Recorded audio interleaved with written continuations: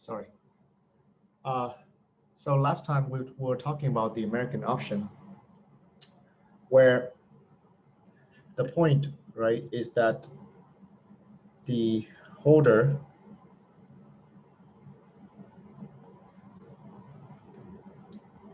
can choose a time between 0 to n to receive a payoff, okay, of phi of s sub tau, where tau is between 0 to n. Okay. So this time tau, right, this time tau is a random time. For different outcome, for different event, tau has different values, okay? And the question of how to, right, so several questions we addressed. What is the price, right? The American option at 0 is equal to what? Also, what is the optimal exercise time? How to describe that? Okay. Along the way, we also asked for the replicating portfolio.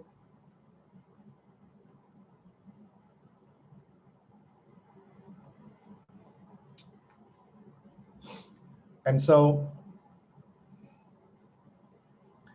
first of all, right, the way for us to price an American option is through dynamic programming principle.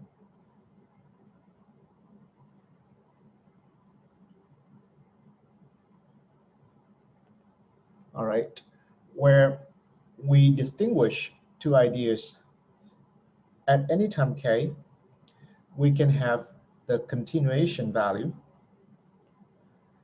which is basically a discounted expectation from the next point,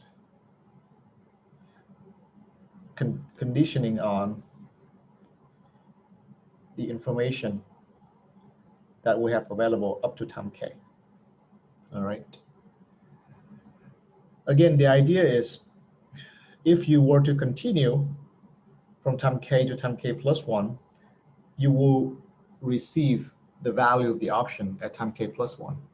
Therefore, the continuation value would exactly be, right, if you're risk neutral, the discounted value, right, of the option at time k plus 1.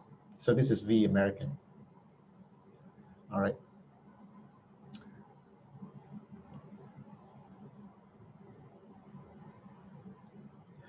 On the other hand, the exercise value at time k would exactly be the payoff function evaluated at the stock price at that time k. Okay. And because the holder has a right to choose to continue or to exercise, they would choose the bigger of the two. So in other words, the American price,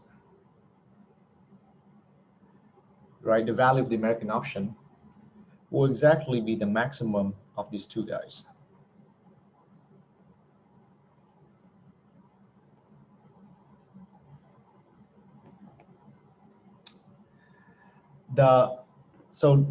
And then if we continue this procedure, right, so basically from this dynamic programming principle, you can start at time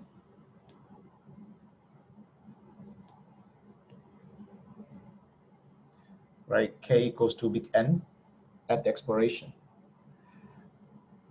At the expiration time, right, there's no choice to continue because you must exercise at that time. So if at time k, then at the expiration, then the value of the American option must be the exercise value, right? No choice to continue.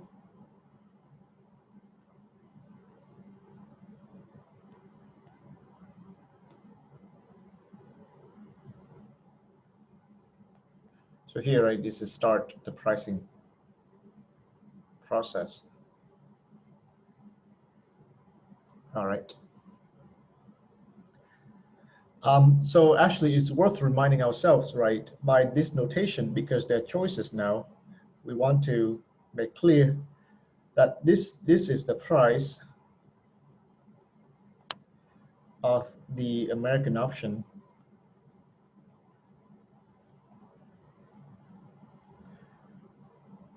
entered at time k. All right. So it's almost like you forget the whole past. You just start the American option at time k, and uh, with expiration n. So basically, by American option at time k, we mean the person starts the option at that time, just buy the option at that time, and they have until time n, all right, to choose the action.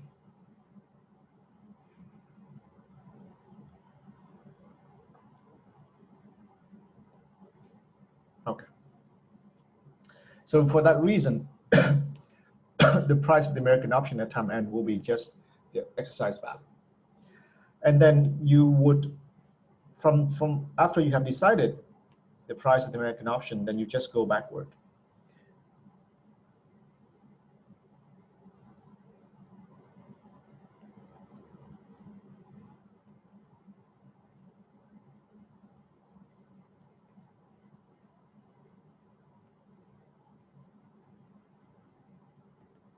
Right, using the dynamic programming principle.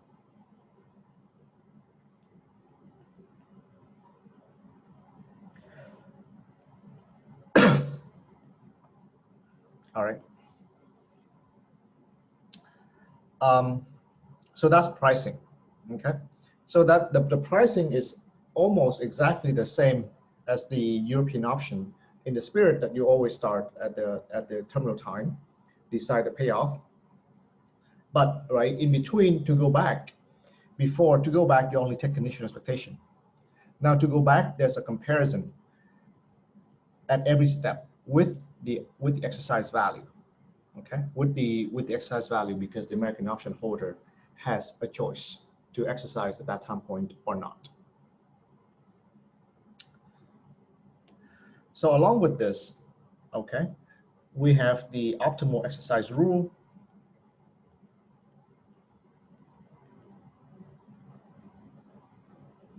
That says that the option holder, right, so tau is the time that the option holder will exercise, will be the first time,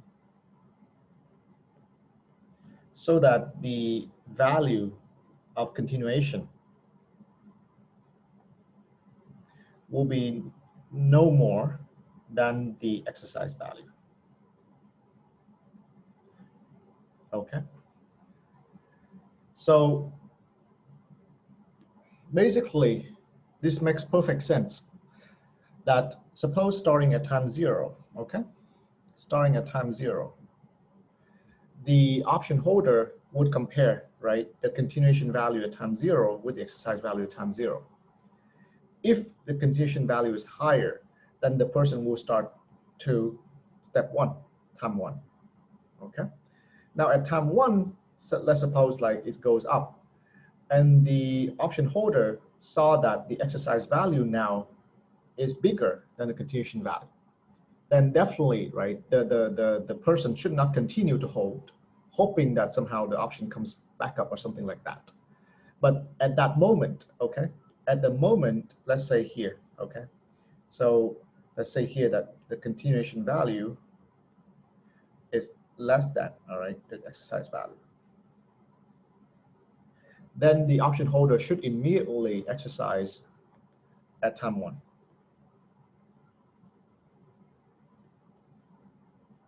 Right, under the U scenario.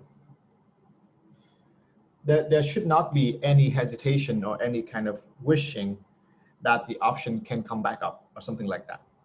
All right, because from the risk neutral point of view, the moment that the continuation value dips below the exercise value, all right, then if you continue from that point on, then you're carrying, right, you're continuing with the continuation value. So you're already kind of going below in terms of your average value. All right, so you will never recover as good a value as the exercise value that you would have got if you were to exercise.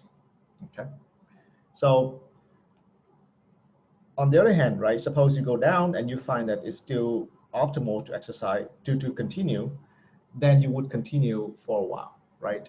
Suppose that this is continue, and then let's say you decide to, I mean, not you decide, but the value, right, makes it optimal to exercise right here, for example.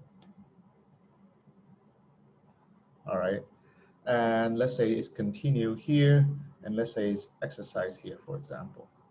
All right, so again, right, at each time step, and depending on the situation, the holder will have to make a fresh decision on, okay, is it time to exercise or not? All right, so from this kind of like example, you see that the optimal exercise rule will take on different values, okay, depending on the situation. For example, right, the optimal exercise rule in this particular example, if the stock goes up, you will exercise at time 1. So that's why tau u is equal to 1. Now, the moment you decide that tau u equals to 1, then anything after that will also be 1. For example, tau uu is 1, tau ud is 1, okay? What's the reason? Well, the reason is the moment that the stock goes up, you already exercise.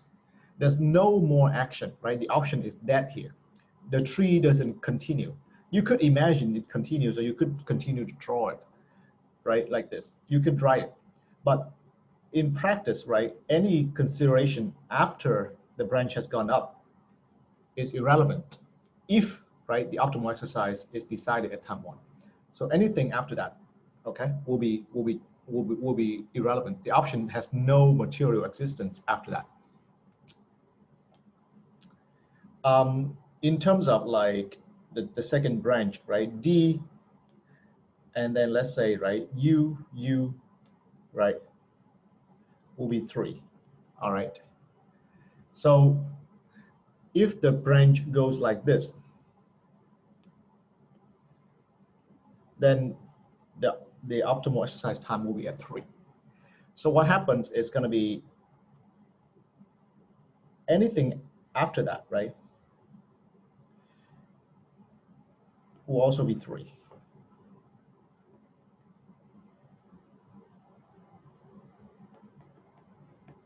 All right. So if you happen to go along this branch, right, so first D you continue, second U you continue, third U you will stop. Anything after that you stop. Finally, right, if you go down, then tau dd will be 2, all right? And anything after that will be 2, will also be 2, because you already exercise at the second time step. So the complete list, right, of this possibility is called the optimal stopping rule. And I think you're asked to produce that, okay, on your homework. Any question?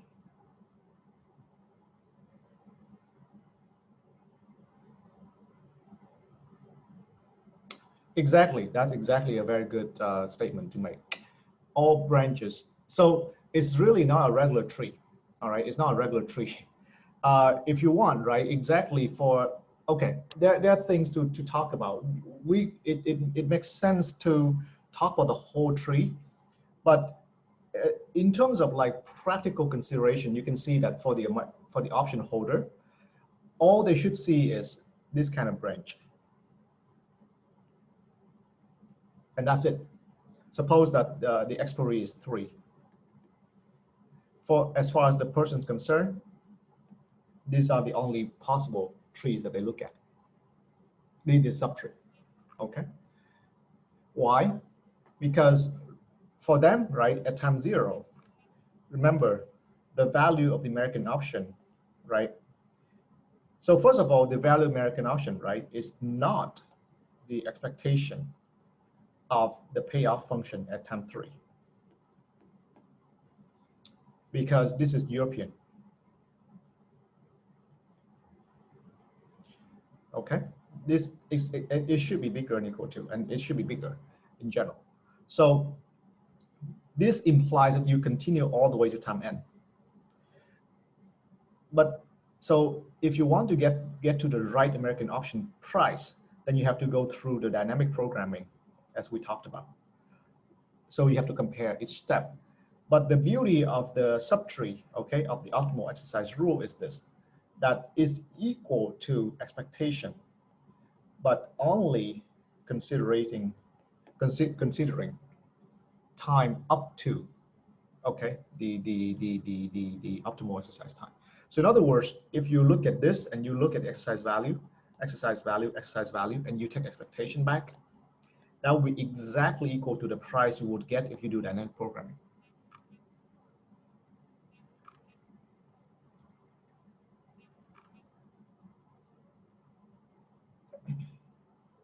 Yeah.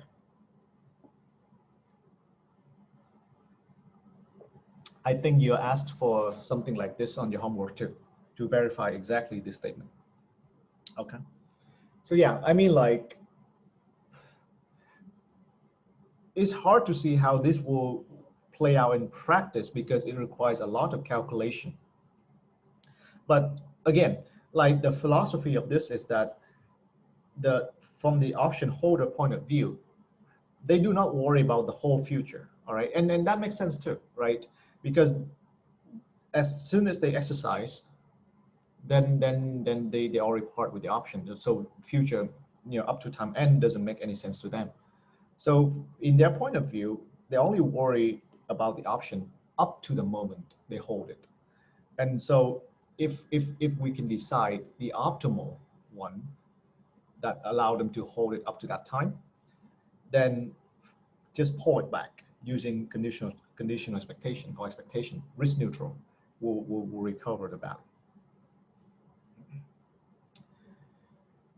And so exactly because of this, the replicating portfolio exactly also has this taste.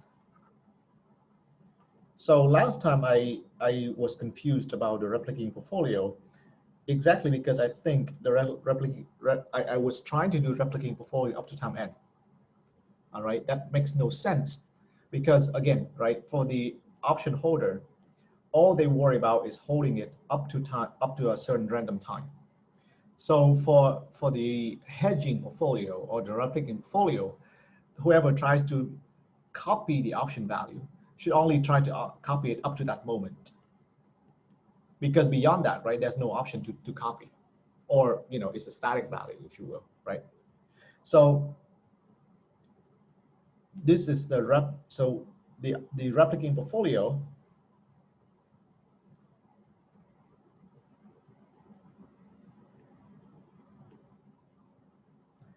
value, right? Let's say v pi, v pi, okay, pi for portfolio, should only, right,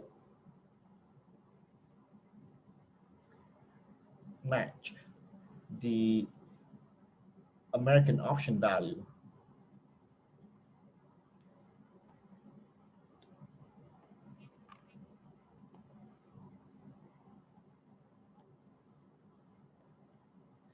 up to and including the optimal exercise time.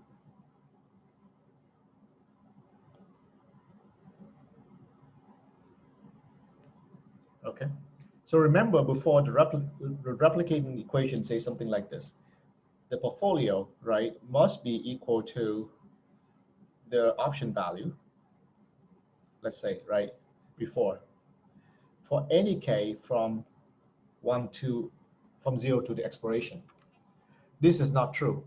This is not true, or it's not required, because actually strictly it doesn't make sense, exactly because of this, right? The option has no value beyond this in the scenario up. So in other words, this is not the right one to look at, but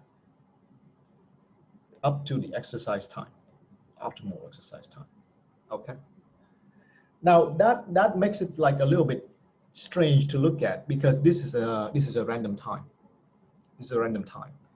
Okay. So what that means is that you must plug in for each scenario.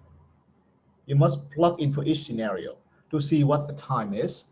Let's say scenario 1 up to here, and then see, all right, see what you need to do up to that moment. So basically, right, to calculate the portfolio,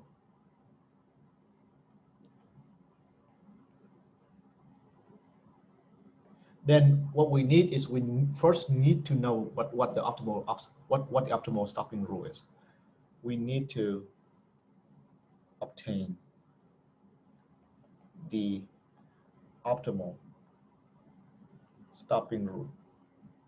Okay. So after you obtain the optimal stopping rule, let's say take this example. Then you would go and plug in the scenario for each optimal stopping rule and tries to match, okay? And then, so, right, and then we go backward. We solve the portfolio backward.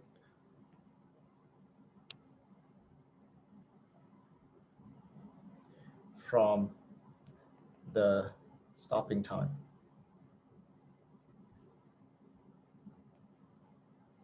As we did before. Okay. So let's demonstrate, right, with this tree. So for example, let's say this is your tree. Okay. So let's say n equals to 3. But you stop like this.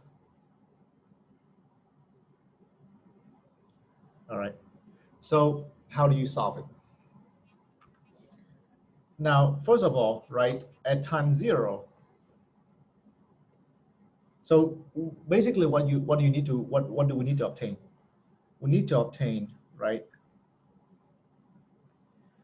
of course, delta 0, y 0, right? How much do you need to cash in stock at time 0?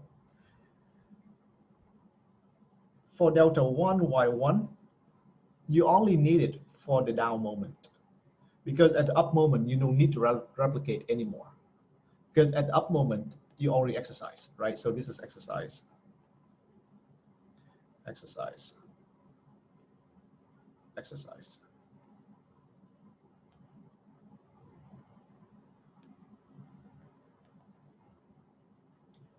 So you only need to obtain the replicating portfolio for the down moment, okay, for the down scenario. Actually, it's probably worth it to say, right, you only need the replicating portfolio when you continue. If you exercise, there's no need to replicate, because you just hand them the cash. For example, right, think of the extreme scenario where the option holder would exercise right away at time 0. Okay. Suppose there's an option that somehow when they calculate out, they say, okay, I should exercise right away. Then if the exercise value is right at time, sorry, exercise time, the optimal exercise time is at time 0, Then what is a replicating portfolio? Well, guess what? The replicating portfolio is exactly the entire amount of cash that you just collect from the buyer, right? They hand you some price, you just hand them back, because that, in theory, right, must be equal to the exercise value they insist at time zero. There's no replicating portfolio, right? You just hand them exactly the entire value of the option. So same thing holds, right? That there's no there's no replicating portfolio needed at the exercise moment. You only need to replicate up to that time, but beyond that, at that moment, there's no need.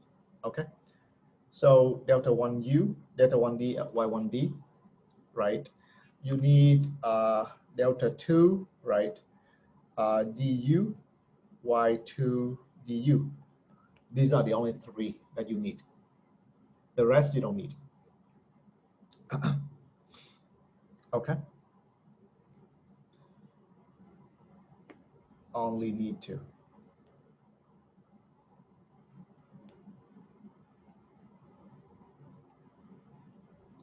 Any question?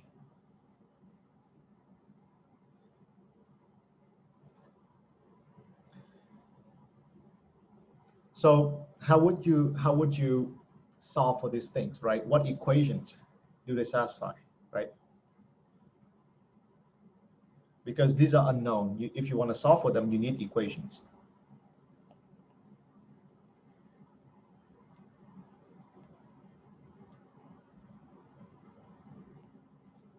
Well, for this one, right?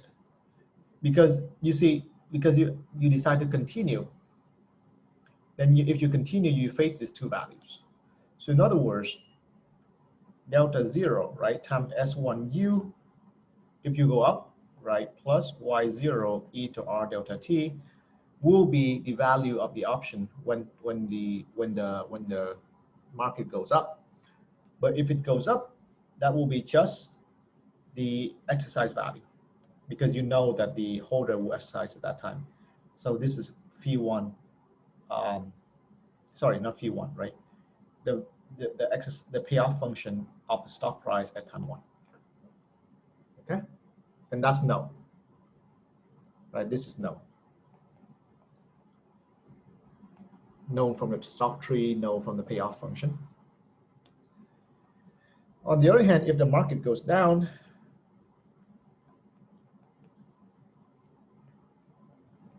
then it will be whatever the continuation value is at time one. Supposedly, you may have solved for the value already, so you know it. But if you look at it from the point of view of replicating portfolio only, where you don't know what's going on yet, then this you just put as V1, right? V American 1, which supposedly is unknown at this moment, because you don't know the option value yet. You understand? But of course, I mean, you could have done, the whole pricing prior to finding the replicating portfolio, so you could have known this too. But for now, let's assume it's unknown, right? And show you that this system is a closed system by itself. Like, you don't need to look at pricing to do this kind of equations. Is this okay for the first one? Again, right, all you need to consider is what the holder is going to face when they continue, and then you know what equation needs to be matched.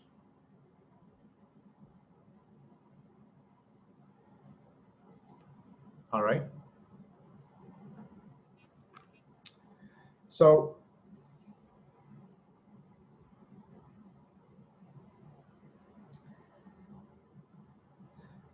what about delta 1D, right, Y1D? So delta 1D, Y1D, right, if the person is here, they will come out like this. So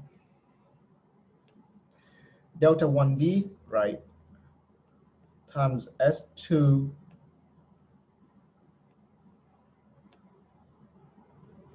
du, all right, plus Y1D e to R delta T is equal to, and delta 1D S2 dd plus Y1D e to R delta T is equal to. So if the stock goes up, then they will face the value of the American option at this point. it's still continue, right? So supposedly that's not known. If it goes down, then it will face the exercise value.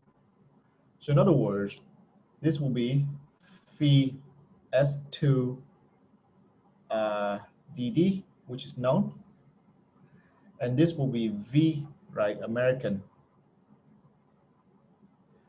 2, right, DU, which is unknown. Okay, for this moment.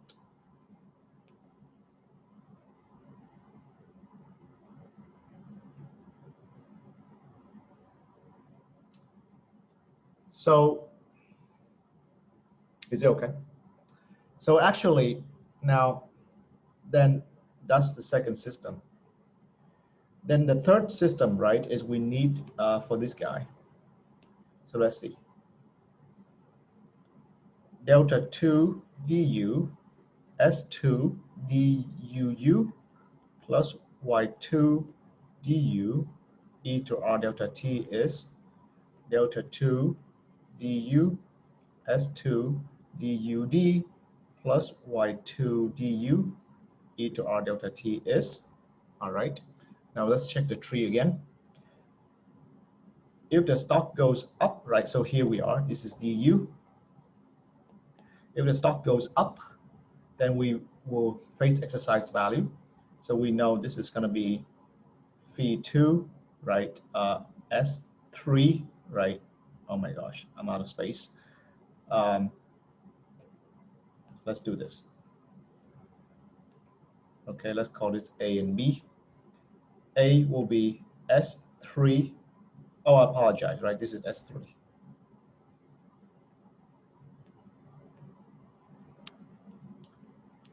Phi of S3 DUU, okay?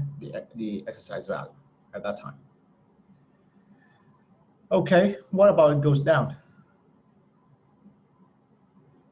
There's an empty space here. What's going on?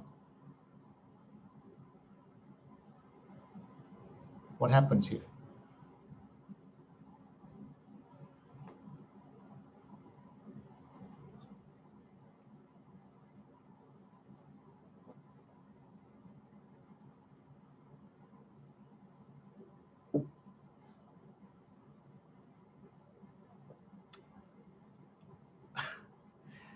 Look into what I wrote.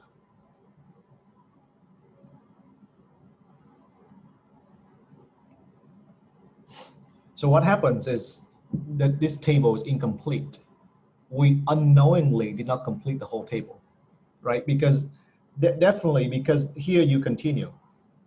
So you must tell whoever that's looking at this table what's going on if the scenario is this. This is a scenario that must be decided too. So in view of exploration equals to 3, we miss one optimal exercise time. This one is also exercise. Now, of course, right, if n equals to 4, I think something like that, then you have to answer the question more down the road, right?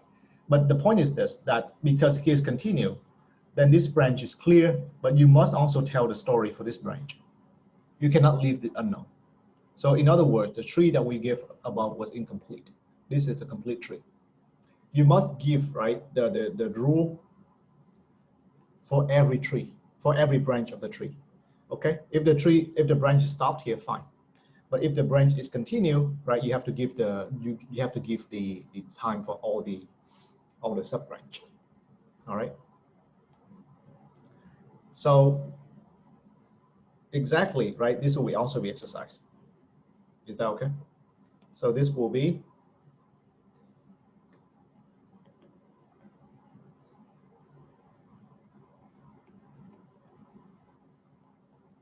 like that.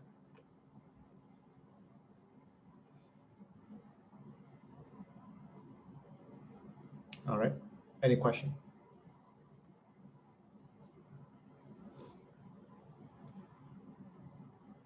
So this will be completely the system. And let's review this and let's show you that this, if you solve this, okay, this might be a little bit painful, but if you do this, you will also know how the option value is. So basically, you would start from this branch. because at this branch, you know they will exercise at these two moments. So if you solve for the replicating portfolio here, you will get the option value here. So you get V2 du here. After you get V2 du, then you will solve back here, because then this is known, you will get V1d here. And then you will solve for V0. Okay. Now, of course, right, there's the question of, but then how do I know that these are the exercise rules? To solve for this, seems like you already kind of do pricing, right, at the end and kind of try to decide already. So yeah, right, this approach is not super independent by itself. It requires you to know the exercise rule. There's a way to get away from that, meaning you solve a replicating portfolio from time n and then try to decide the optimal exercise rule, etc. But that's too tedious. So I'm just presenting this, right, from the point of view that suppose you know the exercise rule, okay, then the optimal portfolio, sorry, the replicating portfolio will follow a very natural thinking as we did before, with just a twist on changing the time, changing the expiration time. Any question?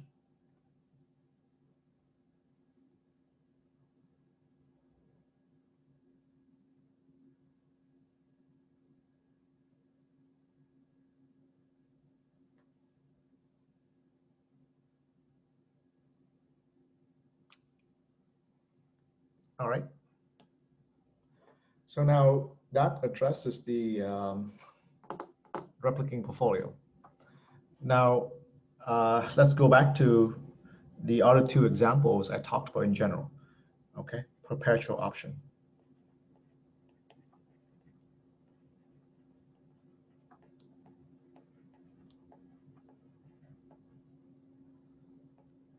Okay. Perpetual option happens, at least in theory, but in practice, probably, okay, you could imagine that someone sells an American put option for the next 10 years. Okay, meaning like you can exercise from any time from now until the 10 years later. 10 years probably is sufficiently long enough, right, to consider that it's like infinity, like you have all the time in the world to exercise your option. Okay, in that sense, basically, n is equal to infinity. How do we deal with that? Again, right, n equals to infinity makes no sense in European option, because when is it that you have to, when you receive the payoff? N equals to infinity is very interesting and makes perfect sense in American option, because the holder can choose when they want to pick the payoff. Okay, so for that matter, and to make the presentation easy, we go away from the whole stock context, and we talk about a game, right? So, but the idea that I present here works for stock as well, right? This is nothing, stock and pricing is nothing but like a random game to begin with anyway. So we look at a game, right, where you toss a die. Let's say it's fair, so we know what the probability is. And if it's 1 to 5, then that's your payoff. Meaning if it rolls a 1, you can pick up a $1. It rolls a 5, you pick up $5. If it is a 6, then you stop, right? You're forced to and receive 0. So this game is slightly interesting in the sense that you don't have something like that, right? At least built in our American option story. Actually, you could, like this payoff function, right? I mean, the only thing I told you that you must know is American put and American call, but there's nothing to prevent this to become something like a barrier option. If you throw in a barrier here, all right, if the stock goes below, I don't know, 80 or something, then this is going to be 0. That exactly will be this. Okay. So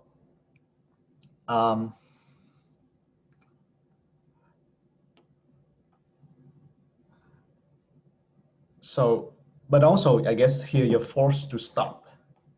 You're forced to stop. That's also interesting. I don't know if there's a way to build in the forced stop in the American option in the context of the, in the case of the, the context of the option like this, because the payoff function is supposed to be only a function of the stock price, not, so it doesn't seem like, so this is new, all right? But the forced stop is fine, it's natural. Okay. So we consider two flavors. The first flavor is easy. The first flavor is you have 3 tries. In other words, right? Oh, sorry. Meaning like, you can choose to continue. All right, you can choose to continue after each try. And then third try, you have no choice. Choose to continue, right? If the die rolls 1 to 5, okay. But if you continue, then you don't pick up the payoff from before. If continue, right? Forget payoff. Forgo previous payoff. Now again, you see, this kind of game has variety of ways of construction. You can choose a different way to continue. You can say that if the person continue, they get to keep their previous payoff, all right, and just add it on to the next one. That would also be another game, maybe, right? But again, you have to consider how you construct the game so that it's meaningful. So the first one is 3 tries. The second one is infinite try. Okay. So you can try as much as you want. So of course the question is, what's the fair price, right?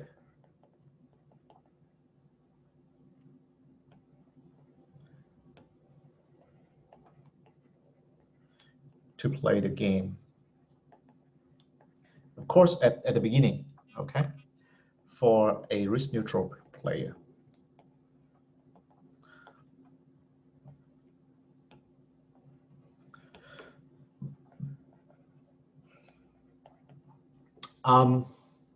I suppose that here you don't have to.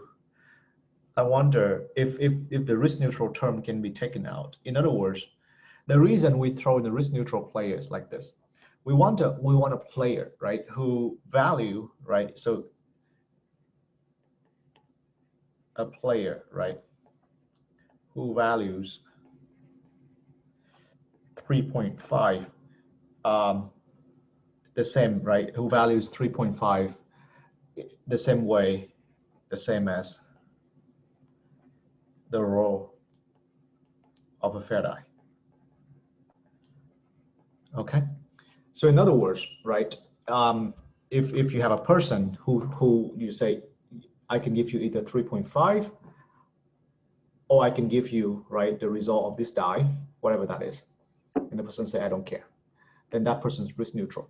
Okay.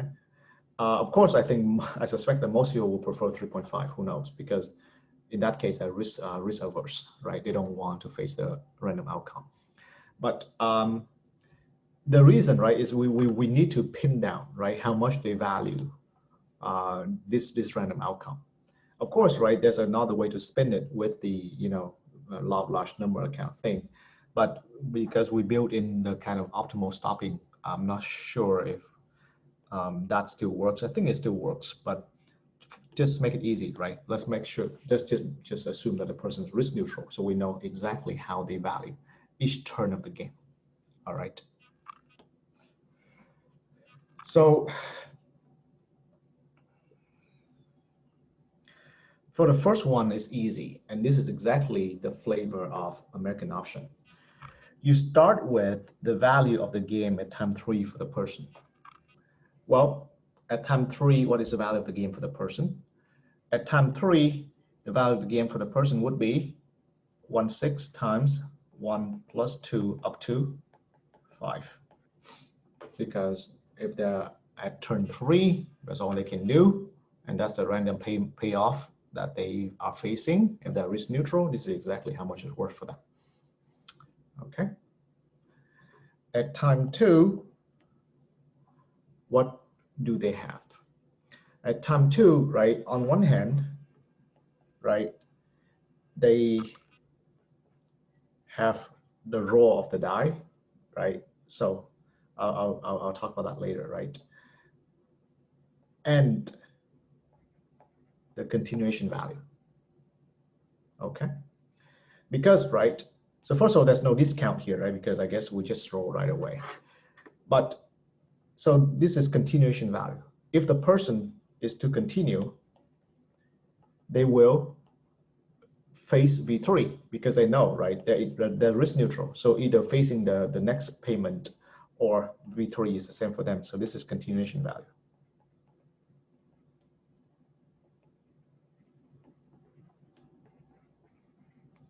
What is the exercise value for them, right? Oh, what do we get? Exactly this X. Well, what is X, right? X will be 1, right, to 5 with probability 1/6 each, right? And 0, right, with probability 1/6. Okay, that's what they're facing. Okay, so actually, right, 0 is not even a choice because 0, then they're forced to stop. So, but we can throw that in, right? That's the value of the game for them. Sorry, maybe I shouldn't say this, right? No. So in this writing, I make it wrong. So let me say this.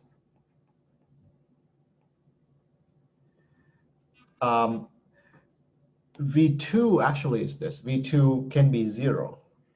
So this, right, with probability 1/6, I guess, you know, like 1/6 each for each outcome of X, and 0 with probably 1/6.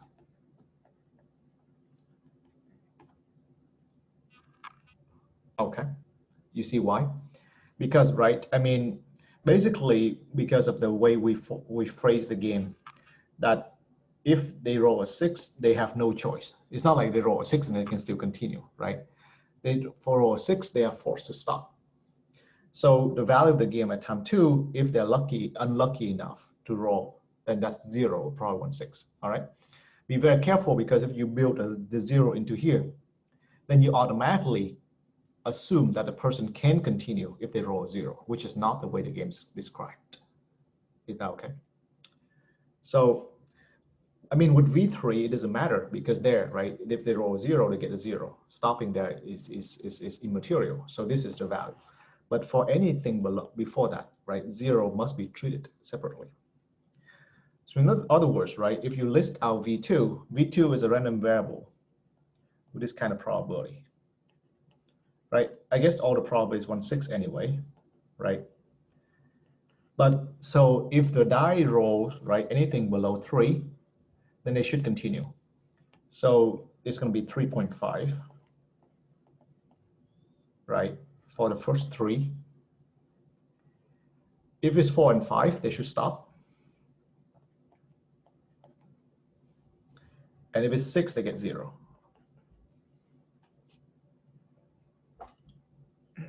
Any question?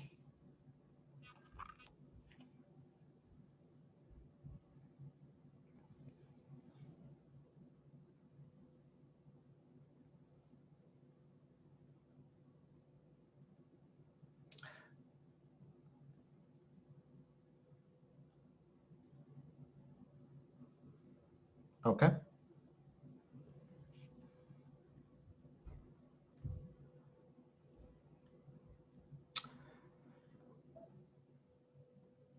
So now we will solve for V1, right? So sorry, yeah, V1, because that's the value of the game, right? The value of the game on the first try. What is V1 then? V1, right, will be the max. So for that matter, right, maybe, yeah, it doesn't matter.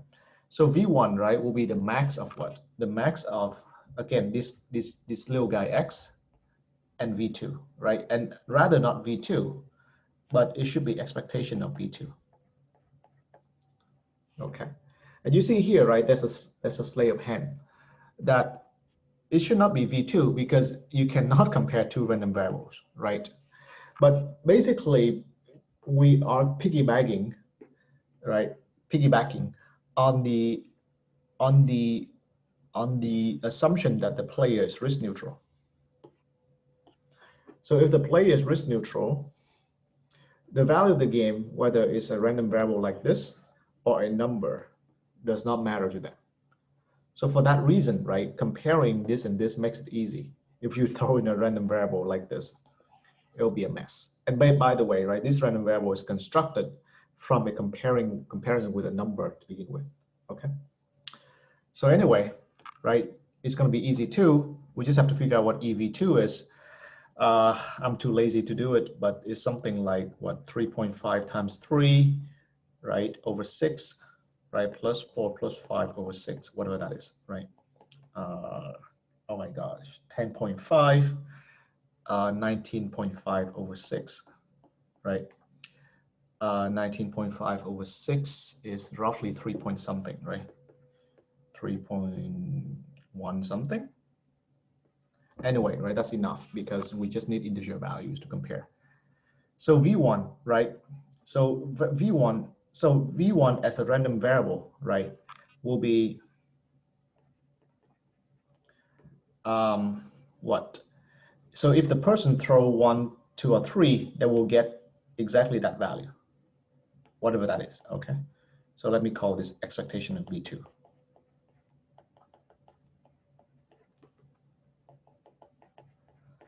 If they throw a 4 or 5, they stop. If they throw a 6, bad luck. All right, so that's V1 as a random variable. But as a valuation, okay, as valuation, then the value of the game,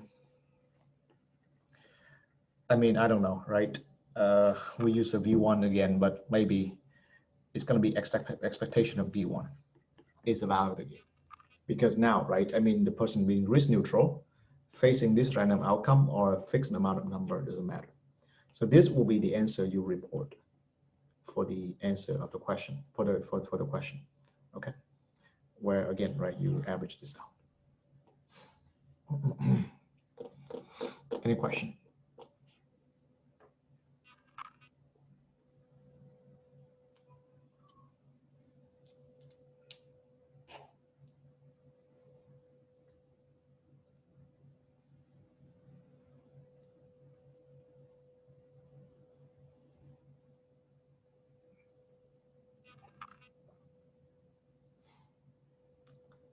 All right, so now let's look at the second scenario where the person has infinite amount of tries. And that's more interesting, right?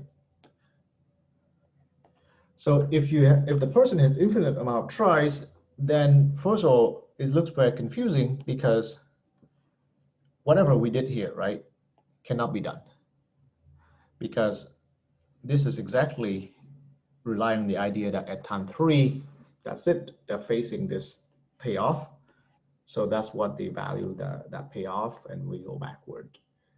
So exactly with infinite time horizon, we have no horizon to use, right, to walk back in, walk back from. So what can we do? What we can do here is a very crucial observation that says this. In the absence of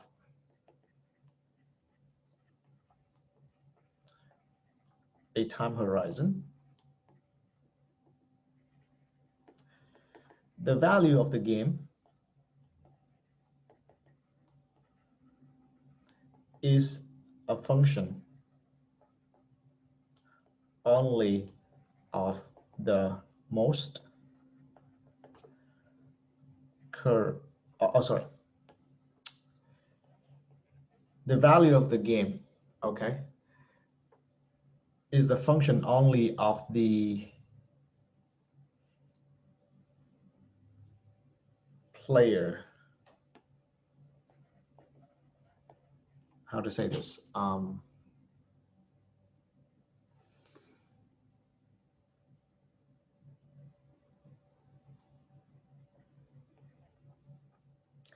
Current fortune. Okay. So in other words, like the person who in the infinite time horizon, they have no one to force them to stop. Then the decision to whether continue or not, okay, should be only dependent on how much they have right now in terms of their value for the game. All right. If they have this much value and they can cash out right away, then that's it. They don't have to care for, like then and so they will consider, right? Hold on. Let me take a look at something real quick.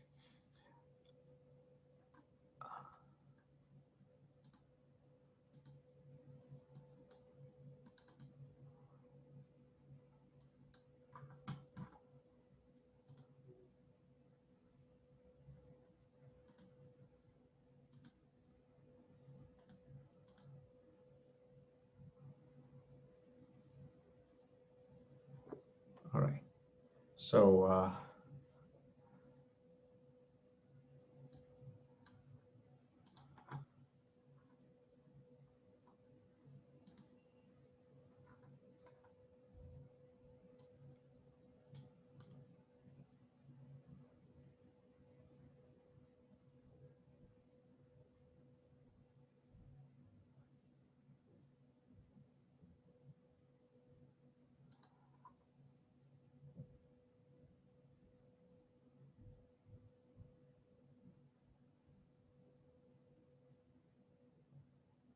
yeah, no, that's true. Yeah, the current fortune does it. All right. So I was just remembering some other kind of solutions, so I was confused for a moment. All right. So let's see. What is the person's current fortune? What can that be, right? So a current fortune, right, will be exactly what he or she can walk away with right now, right? So the current fortune. So basically, the value of the option, okay, value of the game, V of the game, now will not be a function of time, but it will be only a function of 0, right? And let's forget the V game, right? 1, 2, 3, 4. Oh, okay, maybe let's do 6, right? Oh, but there's no 6, 5. All right. So what are we saying here? Basically, the value of the game, right, is going to be just a function of what they're getting it right now, right? Because the person's current fortune, the way I say this is because of this. If you change the rule of the game to make it a little bit more complicated, in other words, the person can, here, right? If because of the rule they forego the previous payoff, if we allow them to carry the previous payoff, all right, meaning in other words, if they win a 1, they can continue, roll again. If they win a 3, continue again, right? Actually, when you think about this, right, if they can carry the fortune, right, they can carry the previous winning to the next round. This will make for a quite interesting game.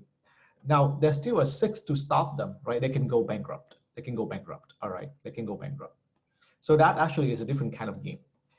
In that sense, right, their fortune is not necessarily from 1 to 5 only, okay? Because they can carry their winning from the previous, okay, winning. I'll let you think about that kind of problem. Here, because there's no carryover, right, from the last round. These are the only, right, values that they can have at the current moment. And right, and again, so in that sense, the solution here is easy. At each of these value, right, at each of these value, right, the player considers, right, the continuation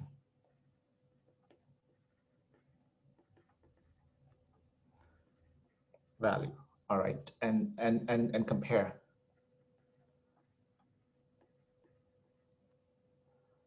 with the current value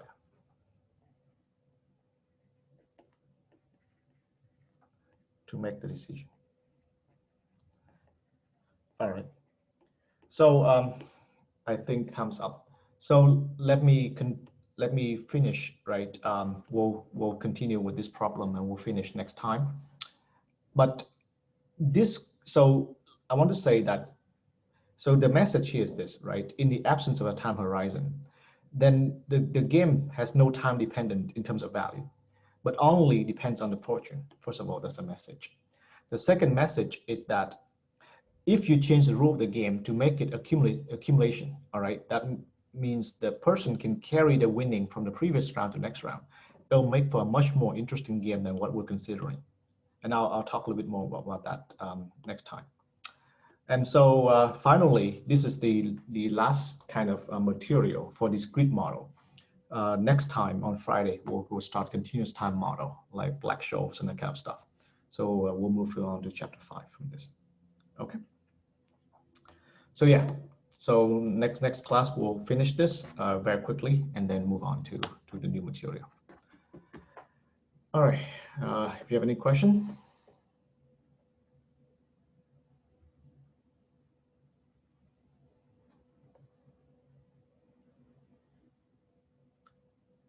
Oh, what am I doing? Sorry, I lost it. I thought class starts at 1. Okay. Good. We can continue then. We can have we can solve this. That's good. Somehow I thought class ends at 1. All right. So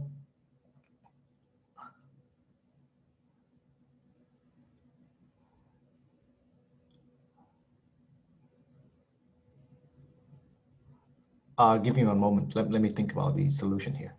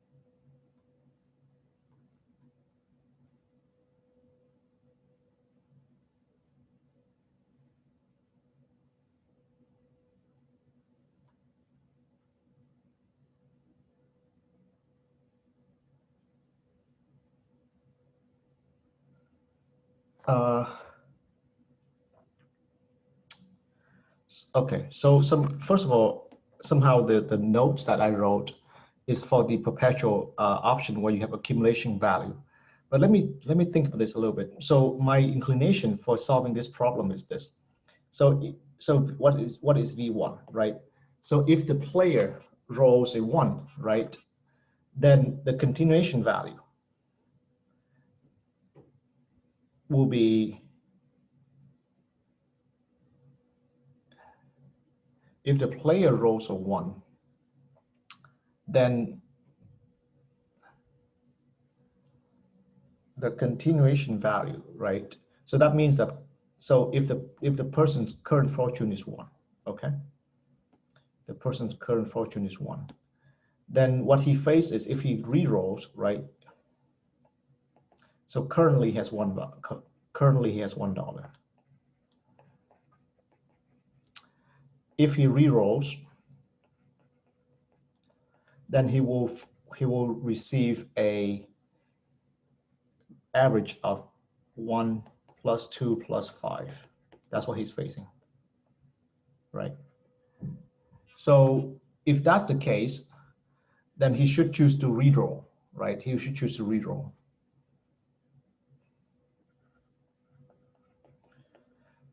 But if he chooses to redraw, right? Here's the interesting thing.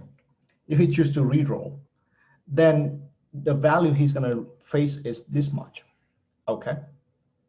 And so if that's the case, then he should stop. So in that sense, then V1 is going to be, yeah, just the average of this. All right. Same thing, V2 is the average of this. Okay. Now, what is this in terms of compared to 3? So when you add 1 to 5 divided by 3, it's divided by 6, sorry. 1 plus 2 plus 3 plus 4 plus 5 over 6 is 15 over 6. That's less than 3, right? So for V3, right, it's going to be 3. V4 is going to be 4. V5 is going to be 5, right? And V0 is because the person, right, roll a 6. So if or V6, if you will, right, the person who rolls a 0 will get 0. So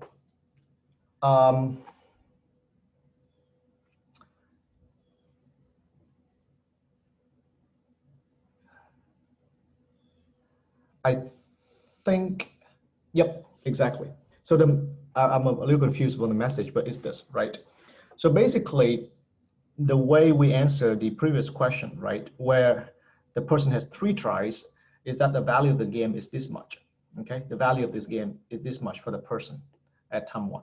Now, I'm curious on what this actual number is. My instinct is that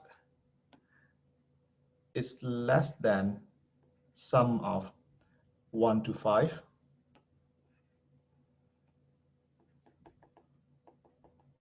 divided by 6. Why is that so? So basically, the value of the game, what I'm thinking is that the value of a game with finite horizon, okay, the value of the game at finite horizon must be less than the value of the game for infinite horizon, right? So maybe there's one thing to look at here as well. So this is the value of the game after the first roll for the person. So in other words, if they roll a 1 or a 2, they know that exactly this is what they'll get because they can always reroll, right? They can always reroll until, right, they get one of these value, right? No, but they can get a 0 too. Sorry. So if they roll 1 or 2, right, they can keep on re-rolling, and then they will always face this value. If they roll a 3 or 4 or 5, they should stop because this is higher than the re-roll value. If they roll a 0, they go bust. So, but this is conditioned on the first roll. Okay, this is conditioned on the first roll. So I think, right, the value of the game for them will be 1/6, right, times all this average, meaning 1/6 times, this is 15 over 6, right?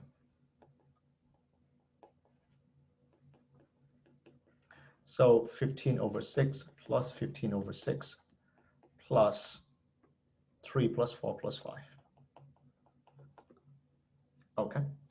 So this is the value of the game for the perpetual game, perpetual horizon. This is the value of the game for the finite horizon.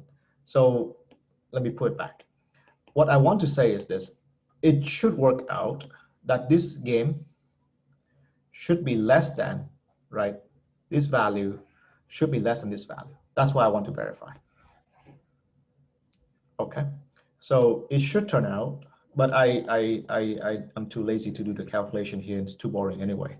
It should turn out that the value of the finite horizon game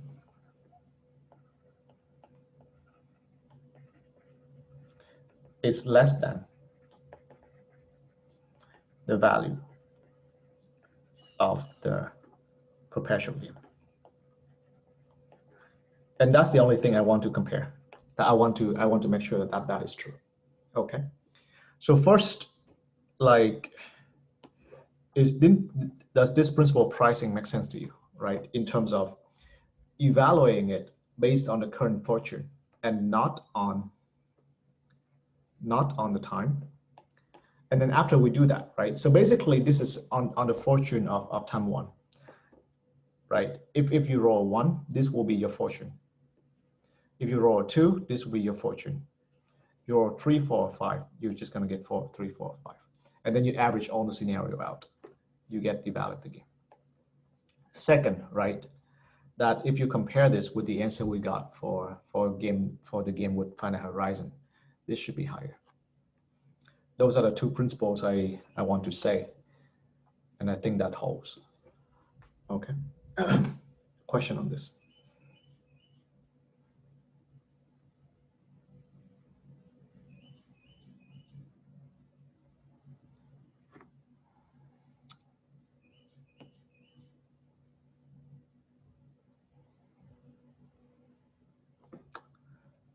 All right.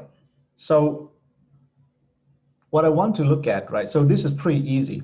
This is pretty easy. I want to talk about the variation of this game where a variation where the player can carry their winning, okay, from the previous game, from the previous round.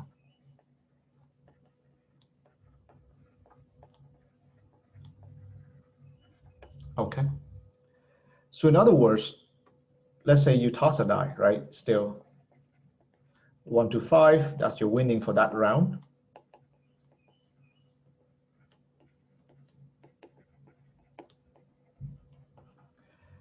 If a 6, then it's going to be 0 and you lose all winning. You can choose to stop and receive your current fortune,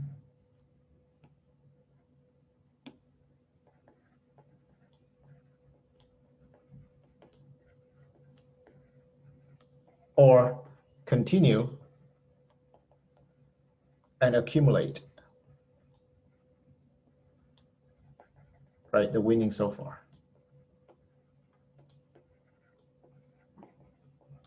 to the next round. So this is I think is also an interesting variation where basically before the previous game we consider, right, each time you start fresh, you don't carry anything from before. But here, right, the game allows you to continue, right, to bring in your fortune from what you win so far. Of course, it's still interesting in the sense that exactly that you can lose all your winnings, right, up to that moment by rolling a 6 next time. So you have to consider that. So there's still two questions, right? A, right, value of the game with finite horizon, let's say with 3 tries. B, right, value of the game with, right, infinite tries. Okay. So this is an interesting variation because the person can bring in the winning from before. So right off the bat, let's try to see how they would do it with 3 tries. So here's try 1, try 2, try 3, right? With this, I'm trying to think.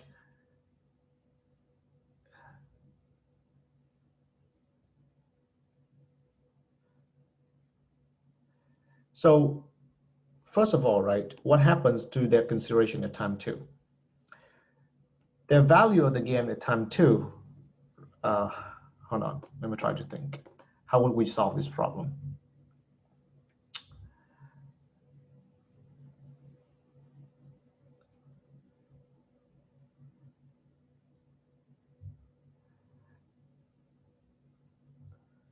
At time 2, they should think that, right? So either they can stop at time 2 and keep whatever winning they have so far, or they can continue and add, right, the winning for the next round, but they have to be careful, right, that there's a chance that they will be bankrupt. So let me see this. I think it's just this then. It's just going to be expectation of V3, condition on V2, like that. Okay. So what is this? Where expectation of V3, condition on V2, right, will be 1/6, right, V2 plus I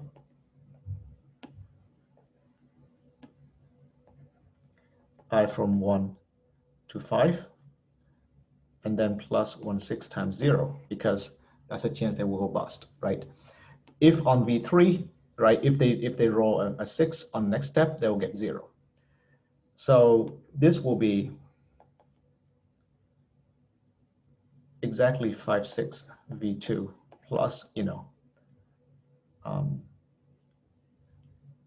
15 over 5, 15 over 6, okay? So in other words, right, from this scenario, you see that if your fortune on V2, right, if V2 is bigger than this, then you stop.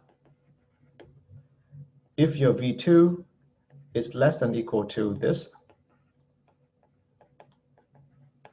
you continue. But this is more complicated because you don't know, right, what so this rule by itself does not give you what V2 is. All right. So from here, this just gives you a stopping rule for V2, but that doesn't tell you what V2 is exactly.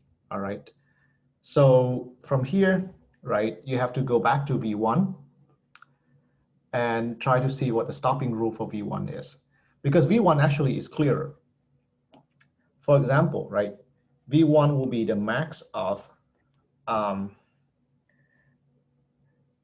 what, right? So basically on turn 1, you can have your fortune of 1 to 5, right? So that's going to be just like, let's say the random variable x, right?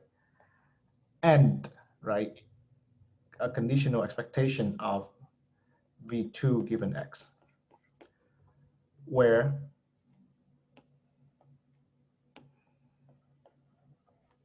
conditional expectation of V2 given x will be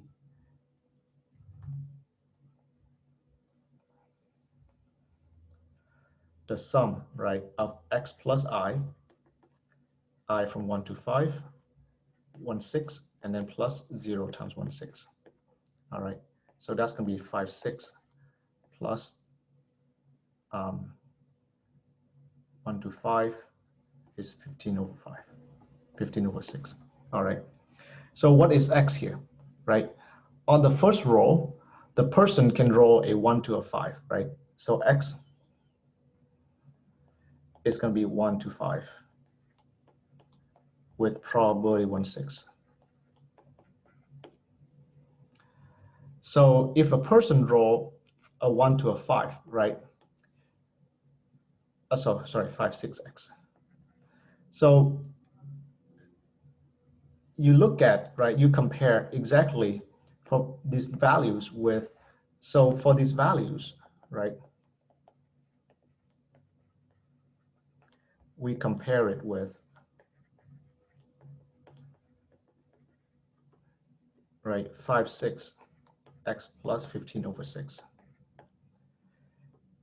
For example, right, 1 versus 5/6, right, times 1 plus 15 over 6, this is 20 over 6. So 1 is less than.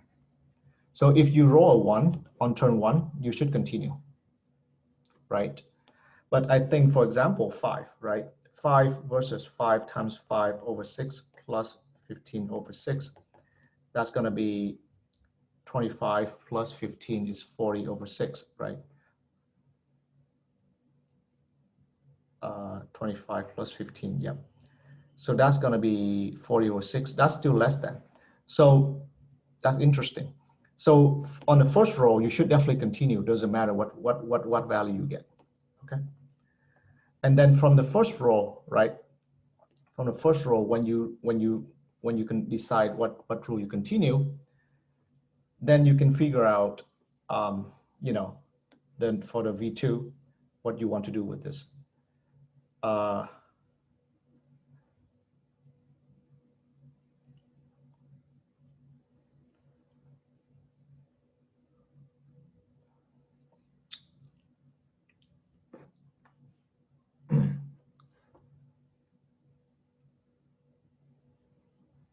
Actually, I'm a little bit confused here about this new game.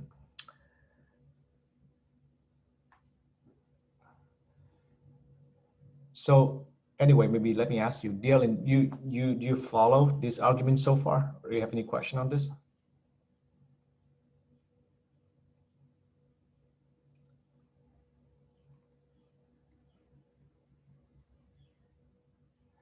Yeah. So okay, fine. So what I'm confused about, right, is somehow when you bring the accumulation in, I feel like that it doesn't give me an exact answer because somehow, because of this rule, that comparing V2 with its current value. So I'm a little hung up here somewhere with this comparison. So there's no definite answer for as far as I can tell for this accumulation game. All right. The reason is, its comparison is not hinged on something like definite answer, but V3, right? V3 depends on V2. That's what makes it difficult here, because this game allows you to carry your fortune over. So there's no something like a definite exercise value like the American option, but because it allows you to carry your value over. So I'm a little confused on how to resolve that step. But certainly this is a very interesting game because it seems to make the decision more complicated. Okay, compared to the previous game where you just forget what you got, and then you continue. Again, right? The reason why this game doesn't continue forever, or it's not like, sorry, it's not continue forever, but the player may want to stop at some point, is because there's a chance that they will go bust. Okay, there's a chance they will lose all their fortune. But it feels like from superficial review that the player will continue at time one. And if I'm not mistaken, they will also continue at time two, because the chance of going bust is not strong enough to discourage them to stop early. But let me review this more carefully. Okay, check the numbers, and then I'll make a more compact and more organized presentation next time. All right.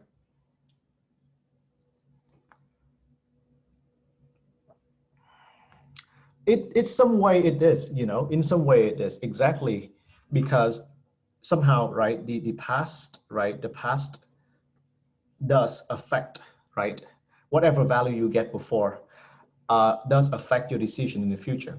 So it has a little bit of taste of exotic option, exactly, right, exactly. It does have that taste. So the action you carry before, right, does have an effect on your decision in the future. That's why I'm a little confused right now. But that is that.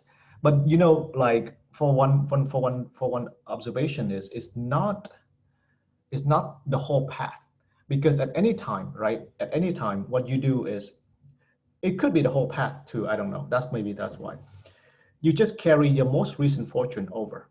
You just carry your most recent fortune over. So the decision is Markov in that way. That is, at any time, you just have to look at your most recent fortune and then look at the next step. You know what I mean? But of course, right, that's exactly where I was confused or hung up, because this most recent fortune in turns, right, depends on the previous one. So yeah, I think you're right that there's some exotic flavor in here, that somehow, like, how to unravel this in a more, like, organized manner and then present it is what I want to do next time. Yep. Okay. So I'll see you next time then. All right. Thank you for attending. You too.